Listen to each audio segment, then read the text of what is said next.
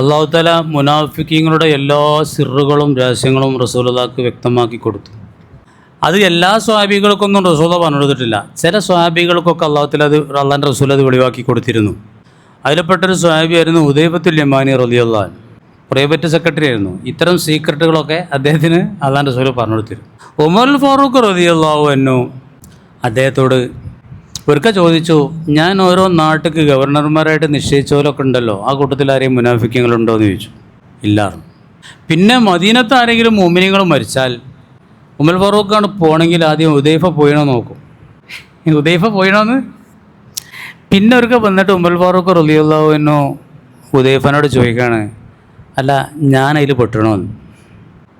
ആര്? മുനാഫിക്കുകളുടെ കൂട്ടത്തിൽ ഞാൻ ഉണ്ടോന്ന്. അതുകൊണ്ട് നമ്മൾ ഏറ്റവും അധികം മനസ്സിലാക്കേണ്ട ടീം മുനാഫിക്കുകളാണ്. അതുകൊണ്ട് അല്ലാഹു തആല നീട്ടിപ്പരത്തിയതിനെ പറ്റി പറയാണ്, മുഅ്മിനീങ്ങളെ ആ മുനാഫിക്കുകൾ ദുനിയാവിൽ തന്നെ വലിയ ദില്ലത്തുണ്ടായി, വലിയ നിസ്സാരത ഉണ്ടായി. അവരെ നേതാവിനെ പറ്റിയൊക്കെ കഴിഞ്ഞ ആഴ്ച ഞാൻ പറഞ്ഞില്ലേ, നേതാവാരായിരുന്നു? അബ്ദുല്ലാഹി ഇബ്നു ഉബയ്യ് ഇബ്നു സലാം. പിന്നെ വേറെ ചങ്ങേനെ പറഞ്ഞില്ലേ, സഅലബ ഖുർആനിൽ പറഞ്ഞത് മുനാഫിക്കനെ, വലിയ സ്വഹാബിയായിരുന്നു. പിന്നെ പൈസ ഉണ്ടാകാൻ വേണ്ടി വരുന്നു, അങ്ങനെ ആയുധങ്ങൾ കണ്ടില്ലേ, പറ്റുന്ന ഇന്ത്യനായി പോയില്ലേ. ആ കച്ചവടം കണ്ട് കിട്ടിയ ഗുണങ്ങൾ കണ്ടില്ലേ. ദുനിയാവും തന്നെ തിരിച്ചടി ഉണ്ടായി. ഇനി നാളെ പരലോകത്തോലെ കാത്തിക്കണ കച്ചവടം, അതിൻ്റെ ലാഭം എന്താണ്? അതാണ് ഞാൻ നേരത്തെ പറഞ്ഞത്. വെളിച്ചൊന്നും ഉണ്ടാവില്ല. മുഅ്മിനീങ്ങൾക്കും മുനാഫിക്കീങ്ങൾക്കും ഇടയിൽ ഏത് വരണം മതിലുകൊണ്ട് വന്നിട്ട് ഇവർ നരകത്തിക്കണ്ടാകുകയാണ്. ഇതൊക്കെയാണ് ഈ കച്ചവടം കൊണ്ട് കിട്ടിയ ഗുണം.